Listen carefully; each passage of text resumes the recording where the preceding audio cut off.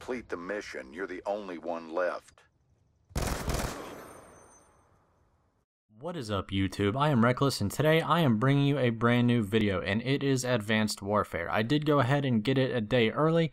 I didn't go pick it up at midnight last night like I normally do. I had to work and all that stuff, so I did go ahead and still get it today, which is still a day early. If you haven't played it yet, I will go ahead and give you a spoiler alert. It is actually pretty fun, and I am pleasantly surprised. I'm not actually really surprised. I did expect it to be good. It's just after Ghosts, you never know. It could have just been absolutely terrible. But the game so far is actually pretty fun, like I said. So what I'm going to do today is actually go over my first impressions. I've only played 8 games on this so far, but I'm going to go through and give it my first impressions, how I'm feeling the game, what I think of it, and all of that. Real quick, I am playing Kill Confirmed in this game. I'm not going to get too much into this gameplay, but I do go on a really nice spree though. I think it's a 15 or 16. I know I got the Ruthless medal, just like you got in Black Ops 2, which is a 15 kill spree, and then I got 1 or 2 more kills after that. So look out for that. It was a pretty nice little streak that I went on there. But I do go 31-5, which is pretty good, like I said, for only playing 8 games. I get 24 confirms, and this map is called Solar. It is a really fun map. A lot of these maps are, I wouldn't say small, because they have to be somewhat big because of the exo boosts, but it is like a medium-sized map, but it plays pretty fast, so I do hope you all enjoy that. But without further ado, let me go ahead and give you my experience so far. So I picked up the game after work today, and I put it in and I let it install, which, man, the good old days you could just buy a video game, put it in, and just play it and it was ready to go. Now you have to wait like an hour for it to install. Sorry, I'm older and I was just taking a reminiscent moment there, but anyway, so I let it install and then I got online and I played against a few bots. And I was like, man, this is actually pretty difficult to get down. But sure enough, Call of Duty is Call of Duty, and I got into the swing of it. It wasn't that difficult to learn. I got online, and then I played my first match, and it was Kill Confirmed, and I wound up going even. I was pretty surprised, but the game was actually pretty slow-paced. If you want to see that gameplay, I was actually going to post it, because I wanted you all to see what it was like, you know, just completely fresh out of the box, what it was like for someone to get on and play their very first game. But it did wind up being pretty slow paced, and then I got this one, you know, 7 games later, so I was like, this is probably a lot more entertaining to watch. But if you want to see that other one, let me know and I can post that as well. Then my second game that I played, I tried playing Hardpoint because I'm really excited about Hardpoint being back. So I put that in and I got demolished. It was probably just the lobby that I got into, most likely because people have been playing it since last night and it was only my second game, but man, that lobby that I got into, I just got completely wrecked. I was like, man, I really just need to get the basics down before I go and try and play the objective games really, really hard. So I went back to Kill Confirmed, and I've only gone negative once. I've gone even most of the time, and then I got this gameplay, and I was like, bingo, that's my video. So that in a nutshell has been my experience with the game so far. So with that being said, let me go ahead and talk about some of the things that I like, some of the things that are new, and some of the things that already kind of bother me. First, I'll go over the new movement mechanics. As you can see, I have it down pretty well after only 8 games, and I actually probably would have it down better, but I have only been playing PC for the last 3 or 4 months. Any Call of Duty gameplay you've seen in that time period was pre-recorded just with new commentary over it. And also, in addition to that, I've never played a Call of Duty on the Xbox One. The only 2 games I've ever played on the Xbox One have been Titanfall and Watch Dogs, so playing a Call of Duty is a bit different, so that is also taking a bit of getting used to. But if you're not me and you have been playing some Call of Duty and you have been playing on console, I don't see why the movement would be that hard to get down. It's actually pretty simple and pretty easy to grasp, especially if you play a little bit of the campaign first or you play in a private server by yourself.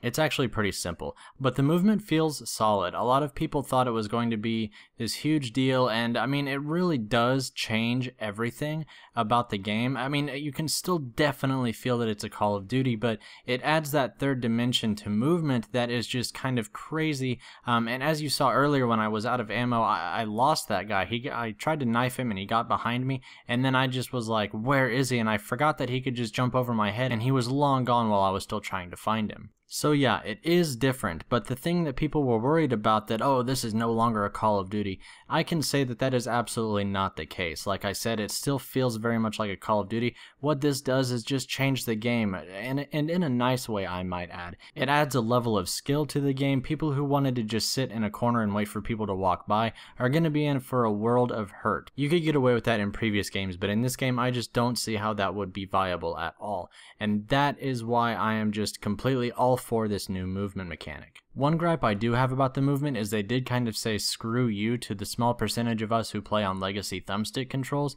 In order for you to do some of the boost slides in this game, like if you want to boost strafe out to the left or to the right, you have to double click your strafe key to the right or to the left. When you play with legacy thumbstick controls, your strafe thumbstick is your right thumbstick, so you can't click it to the left or to the right because that is either crouch or knife depending on how you have your buttons laid out, so they actually conflict. So you can't even really do that boost at all, and that kind of upsets me. So I kind of wish they would have thought that one through better. Maybe they're like, oh, no one plays on Legacy, but if you played GoldenEye, then you do, and you know, if you're older and you played Nintendo 64 first-person shooters, then you're kind of going to be upset at that like I am. So that's really the only gripe I have about the movement. In the long run, it'll probably, hopefully, be a small one, but I guess we'll have to wait and see how that all turns out. The only other thing that I can think of for movement is that if this doesn't turn out to be a good change, it is going to be extremely difficult for Call of Duties in the future to go back to it. Once you have this kind of movement in a franchise,